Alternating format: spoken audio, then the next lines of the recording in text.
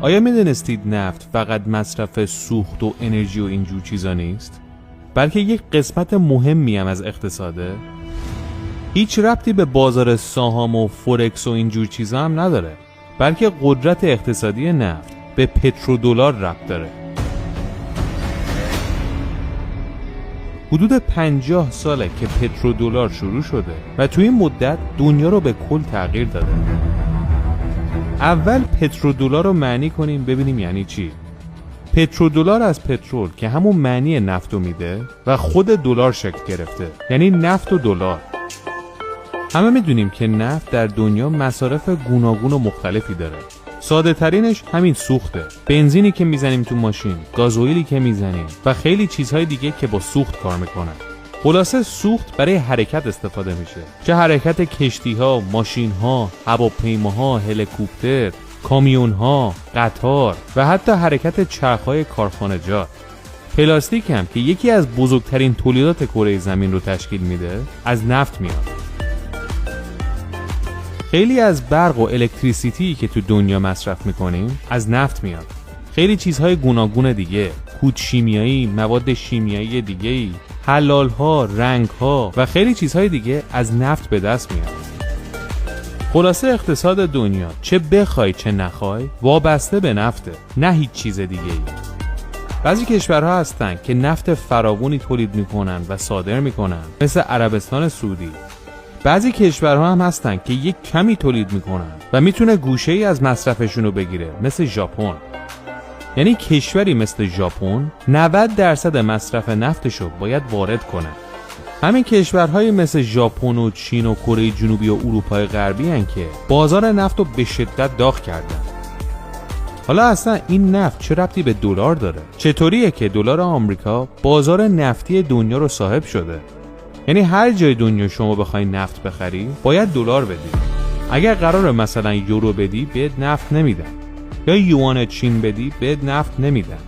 این قانون رو کی گذاشته؟ کی نوشته یه همچین چیزی رو؟ باید برگردیم به دوران بعد از جنگ جهانی دوم، موقعی که بیشتر کشورهای پولدار دنیا ضربه خوردن، تخریب شدن، اما آمریکا صحیح و سالم و پولداره. همین موقع بود که پوند انگلیس، یعنی سلطان پولهای دنیا، روز به روز ضعیف‌تر میشد. چون انگلستان نه تنها کلی صدمه دیده بود، بلکه تا خرخره هم بدهکار بود و هر چی هم طلا داشت داده بود هزینه کمک کردنش به آمریکا. در اینجا دلار آمریکا پوند انگلیس رو میزنه کنار و خودش میشه سلطان پولهای دنیا. بعد از این واقعه بیشتر کشورهای دنیا از آسیای شرقی تا آمریکای جنوبی میدیدن آمریکا پرقدرت‌ترین کشور دنیا شده با اقتصاد پایدار. برای همین دلار رو جدی گرفتن و آوردنش تو اقتصادشون. وقتی کلی کشور یه پول رو اینقدر قبول داشته باشن و ببرن تو اقتصادشون، این پول قوی‌تر و قوی‌تر هم میشه. نه اینکه ارزشش میره بالاتر. اشتباه نشه، ارزشمندترین پول قوی‌ترین پول نیست، یعنی قدرت و اعتبارش میره بالاتر. در این زمان طلاهایی که آمریکا از بریتانیا گرفته بود تمامش قرار میگیره پشتوانه دلار و همین مسئله بازم قدرت دلار رو افزایش میده. از همون سالهای بعد از جنگ جهانی دوم به مدت 30 سال، یعنی تا سال 1971، دلار پادشاه بلا منازع دنیاست. در این سال رئیس جمهور نیکسون تمام طلایی که پشتوانه دلار بود رو برمی‌داره. در اینجا نه تنها اقتصاددان‌های دنیا ناراحت میشن، بلکه مردم آمریکا هم خیلی ناراحت میشن. فکر میکنن دلارشون دیگه بی‌ارزش میشه. درسته، خیلی از پولهای دنیا اگر این کارو باش میکردی کاملا بی‌ارزش میشد، اما دلار آمریکا داستانش فرق میکرد. درسته نیکسون پشتوانه طلا رو از دلار برداشت، اما نیکسون یک پشتوانه دیگه برای دلار تعریف کرد و اون پایداری، قدرت و ثبات آمریکا بود. برای همین هم هست با وجود اینکه طلاها رو از پشتوانه دلار برداشت، پرقدرت ترین پول باقی موند و ریزش نکرد. از اون طرف هم اقتصاددان‌ها و مشاورهای نیکسون میدونستن دلار جای پاش سفته، چون بیشتر خرید و فروش بین کشورها هم با دلار انجام میشد. مهمترینش نفت که همه جای دنیا داره با دلار معامله میشه. در این دوران دلار دیگه به پشتوانه احتیاج نداره، چون اندوخته تمام کشورها هم دلاره. همه تو بانک مرکزیاشون میلیاردها دلار ذخیره میکنن تا بتونن خرید و فروششون انجام بدن یا بتونن تو کشورشون کارهای عمرانی انجام بدن.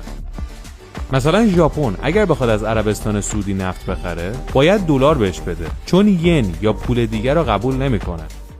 این وضع تا 2 سال دیگه ادامه پیدا میکنه تا میرسیم به سال 1973، موقعی که عرب و اسرائیل با هم میجنگن. آمریکا و کلا کشورهای غرب طرف اسرائیل رو میگیره، کشورهای عربی هم با همدیگه قرارمدار میذارن و نفت رو به روی کشورهای غربی من جمله آمریکا تحریم میکنن. این ویدیوش تو آنتن هست که بحران بزرگی به وجود میاد.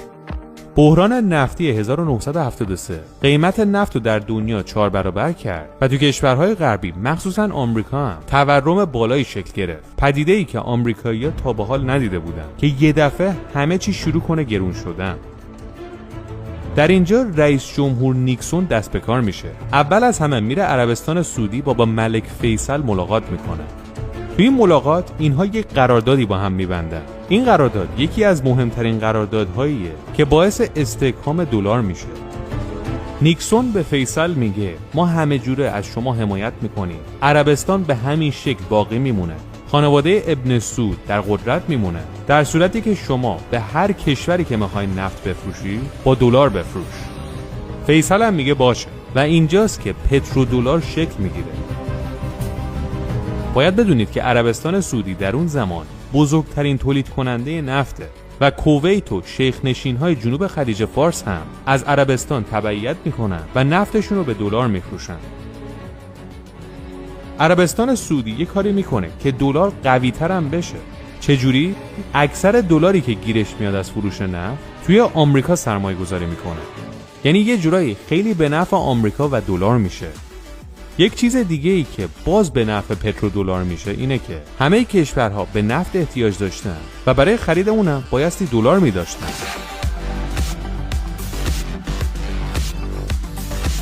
مثلا فرانسه با وجود اینکه فرانک فرانسه پول پرقدرتی بود، با فرانک بهش نفت نمیدادن، بایستی میرفت اینو تبدیل میکرد به دلار تا بتونه نفت وارد کنه.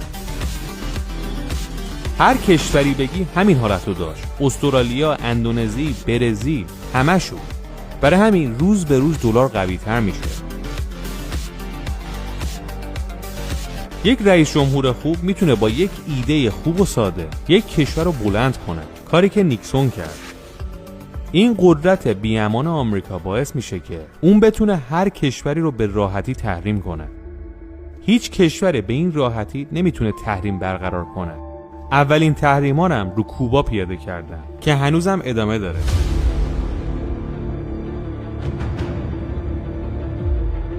امروزه دیگه پول هیچ کشوری یارای مقابله با دلار رو نداره. حتی اروپایی‌ها جمع شدن، دست جمعی یورو رو ساختن تا بتونن با دلار رقابت کنن، موفق نشدن. همین باعث میشه که یک کتازی دلار در دنیا ادامه پیدا کنه.